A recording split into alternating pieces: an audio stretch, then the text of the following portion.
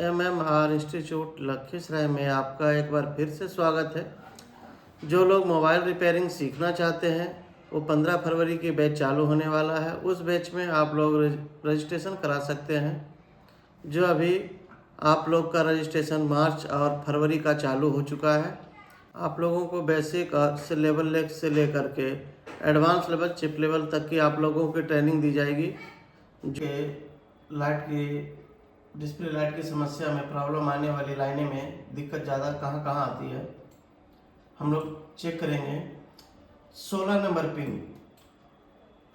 Number pin display की plus line है, anode जिसे बोलते हैं हम लोग। इस एनोड की लाइन में एक एनपीसी ग्राउंड से जुटा हुआ है। ये लाइन लाइट आईसी के पास एक कॉइल, एक एनपीसी और एक डायोड के मदद से लाइट आईसी के पिन नंबर 4 पर पहुंच जाता है। इस लाइन में अगर किसी प्रकार का डैमेज या शॉर्ट हो तो ये लाइट आईसी वर्क नहीं करेगी। लाइट आईसी में समस्या डायोड का हो सकता है या कॉइल यहाँ पे ओपन हो जाने की वजह से भी ये लाइट पे कोई वोल्टेज, कोई जीआर नहीं मिलने के वजह से भी, या तो नीचे फंगस लग जाने की वजह से, जैक टूट जाने की वजह से, फंगस लगने की वजह से, कार्बन लगने की वजह से भी ये समस्या आ सकता है आप लोगों को। 16 नंबर पिन पे एनोड की प्लस लाइन है एलसीडी जैक की, जो ये आपकी 6 पिन वाली आईसी लाइट आईसी से आता है। और ये 6 पिन वाली लाइट आईसी को ऑन करने के लिए एक वीपीएच पावर की आवश्यकता होती है। किसी भी आईसी को ऑन करने के लिए वीपीएच पावर की आवश्यकता होता है। जो VPH power 3.7 volt power IC से निकल करके किसी में आता है, किसी में चार्जिंग आईसी से निकल करके आता है वीपीएच पावर। ये आपका वीपीएच पावर जो है चार्जिंग आईसी से निकल करके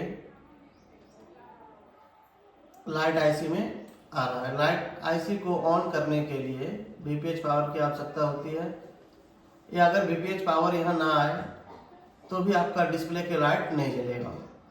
तो उस समस्या को देखते हैं उस समय कि कहीं कॉइल तो ओपन नहीं है, या चार्जिंग आईसी के पास से जो बक कॉइल लगा हुआ है वो कॉइल अगर कटा हुआ होने के बाद भी आपको लाइट आईसी ऑन नहीं कर पाएगा तो आपका ये समस्या बना रहेगा।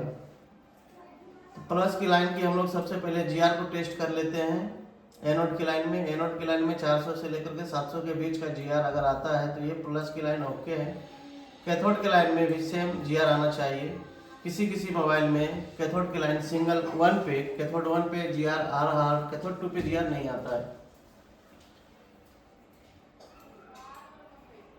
कैथोड 1 और कैथोड 2 के बीच में एनपीसी से जोड़ करके पिन नंबर 18 और 19 पे कनेक्शन किया हुआ है। पिन नंबर 5 PMW यानी PMW या मॉड्यूलुसा की लाइन या कैप लाइन भी इसे कहते हैं। ये जो है पावर आईसी की ओर चला जाता है। ये पावर आईसी से निकल कर चला जाता है। इस लाइन में भी अगर पीएमडब्ल्यू की लाइन में भी अगर जीआर नहीं आता है, 400 से 700 तक के जीआर आना चाहिए। अगर जीआर आता है तभी जाकर के ये लाइन में आपका एलसीडी जलेगा, एलसीडी काम करेगा, बैकलाइट डिस्प्ले का। इस लाइन पे वोल्ट 1.8 आना चाहिए। अगर 8 वोल्ट नहीं मिलता है तो आपकी समस्या पावर आईसी से बन जाता है। पावर आईसी से निकलने वाले सप्लाई लाइन के बीच में एक रजिस्टर लगा हुआ रहता है। वो रजिस्टर फ्यूजेबल रजिस्टर कहलाता है। अगर वो रजिस्टर भी कट जाए या ओपन हो जाए तो पीएमडब्ल्यू की लाइन में सप्लाई नहीं आएगा, जीआर नहीं आएगा। इसके वजह से भी आपकी लाइट नहीं जलेगा। Redmi 5A का ये सिस्टमेटिक डायग्राम है। ये 4 नंबर पिन एलसीडी के 16 नंबर पिन पे प्लस की लाइन एनोड की लाइन कहलाता है। इस लाइन में Redmi 5A systematic light diagram backlight LCD का डायग्राम है। ये सिस्टमेटिक जो 6 पिनों वाली ये लाइट आईसी होती है। SW प्लस की लाइन एनोड की लाइन कहलाता है। जो लाइन के बीच में एक डायोड देखिए ये लगा हुआ, इस डायोड में ये लाइन चला जाता है आपका एक कैपेसिटर के माध्यम से एलसीडी के 16 नंबर पिन पे एनोड लाइन। ये लाइन एनपीसी और एलसीडी के पिन नंबर 16 पर ये कनेक्शन जो है जा करके मिलता है। उस लाइन में मिलने वाला कंपोनेंट कैपेसिटर 23015 50 वोल्ट 1 इकोफैराड का ये लगा हुआ है। उसी लाइन में एक 2316 कैपेसिटर 47 पिकोफैराड का लगा हुआ है। ये लाइन एलसीडी के एनोड के प्लस लाइन पर जाकर के मिलता है। 6 नंबर पिन और 5 नंबर पिन लाइट आईसी के 5 नंबर और 6 नंबर पिन के साथ में रजिस्टर लाइट आईसी के 6 नंबर पिन और 5 नंबर पिन पावर आईसी और पीएमडब्ल्यू की लाइन में जाकर के मिलता है। ये लाइन पीएमडब्ल्यू की लाइन बन जाता है। इस लाइन में 1.8 वोल्ट आना चाहिए पीएमडब्ल्यू की लाइन में, और 4 नंबर पिन यानी एनोड की प्लस लाइन, इस लाइन पे 3.7 के बीपीएच पावर वोल्ट मिलना चाहिए। जीआर की बात किया जाए तो जीआर 400 से लेकर के 700 के बीच आना चाहिए, तो ये लाइन ओके है।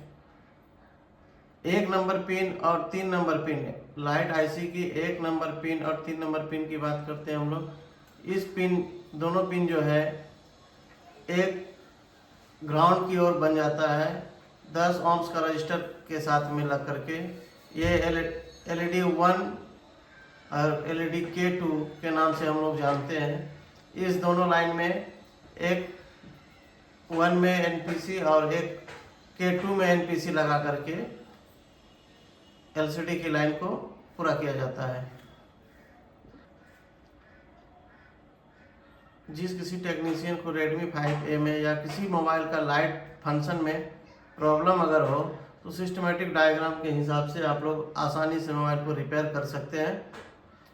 6 पिनों वाली लाइट आईसी हो या 12 पिन की लाइट आईसी हो या 18 पिन की लाइट आईसी हो, कनेक्शन अगर पता हो तो 6 टांग की आईसी वाली पिन वाली आईसी को आप लोग 12 पिन वाली आईसी पे आप लोग सेट कर सकते हैं, उससे भी आपकी लाइट जल जाएगा।